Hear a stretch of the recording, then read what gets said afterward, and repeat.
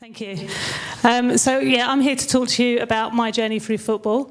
So I started off like most people do, enjoying football, and that's by watching the game. It was the Italia 90 World Cup, showing my age a little bit. I was on a holiday with my friend. We started watching England progress through the tournament. My favourite player was Gary Lineker, so I naturally became a Spurs fan. And when we finished the holiday, my friend decided that was it. We had to go and join a team. We looked around, found our local team, which just so happened to be Sutton Ladies. And as you can see, there's me and the team there at the back. That was when we joined up with the local men's team, Sutton United, and we actually celebrated our first sponsorship by taking a photo on the main pitch. And that is a black and white newspaper. I'm not that old.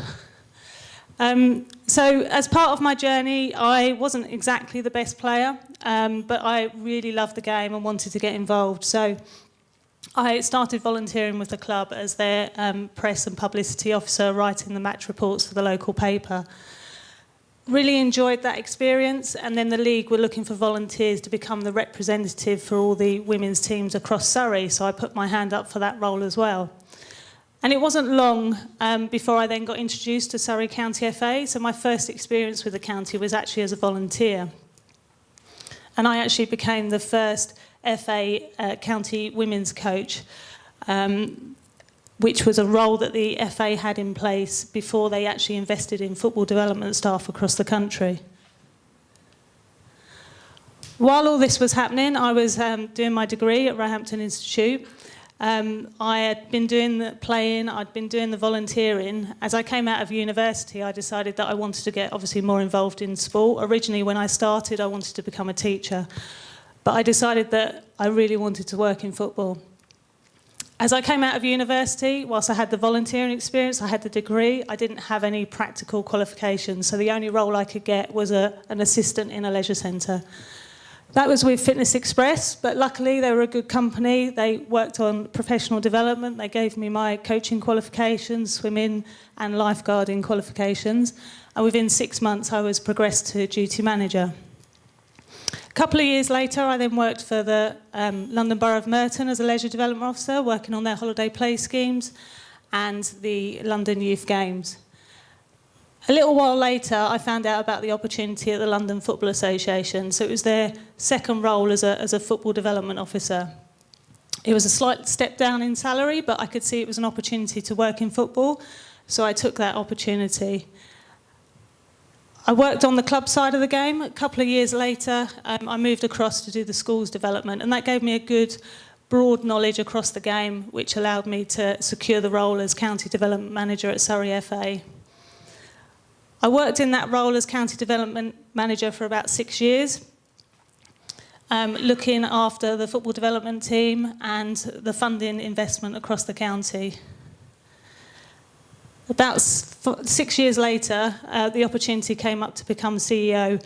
I took the role as an interim to start off with, so 4 months running the show while they decided how they were going to recruit and move forward. Luckily, when that recruitment came up, I got that role.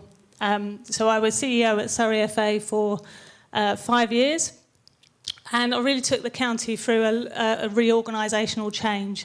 So when I took over, I moved them from a limited company to become a registered charity. We looked at making the organisation more inclusive, so opening up the committee positions, so making sure it wasn't just people being nominated for positions, it was about actually open application processes and making sure that we got more diversity across the county. And I also worked on the project of taking the organisation from its Leatherhead headquarters through to Meadowbank Football Ground, where they're located now. And it was once we got to Meadowbank, after that sort of long journey, that things started to settle down, and I felt that I'd achieved everything that I set out to achieve when I took the position as CEO at Surrey FA. So at that point, I decided that I wanted to set myself a new challenge. I left Surrey FA in February last year. I took some time out, a little bit of rest and relaxation, and then in August last year, I set up my own business as a sports consultant, basically working with clubs and sports organisations to help them achieve their goals, whether that's increasing in funding, whether it's improving their facilities, or whether it's improving their structures and their governance. In terms of my advice to the students in the room, I would say that volunteering is vital. I strongly believe that I wouldn't have got as far as I did within football and where I am now without the volunteering hours that I've done throughout my career. It's really important, it's good for experience, it's good for those networks and meeting people and understanding what goes on. And it's really important for your mental well-being as well. And I still volunteer today, so my role at Tooting and Mitcham Football Club as the chair is a voluntary role. I'm also a trustee on the London Football Trust, and I've also signed up to volunteer at the Euros 2020 in the summer. Hopefully they'll go ahead. Knockbacks make you stronger, so you'll see people with glittering careers, but you won't see what goes on behind them and that people will have had knockbacks along the way. But it's important to understand that everybody does. Quite early on in my career, when I was volunteering and working in sport, the first ever Women and Girls Development Officer role came up at Surrey, and I was already volunteering for Surrey at the time. And I thought, that's it, it's a shoe-in, it's got to be my job. But of course I didn't get it. And it knocked my confidence for a while, but it also made me more determined and made me realise how much I really wanted to work in the game. So I pushed on and kept moving. And the final piece of advice is to explore all opportunities. There are so many more opportunities now for women in the game and for men to work in the women's game.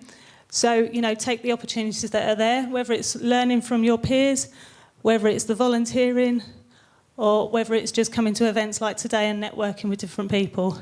Take the opportunities that are there. So 8 minutes isn't a huge amount of time. So if you want to know more about me, you can go to my website or connect through social media. Thank you.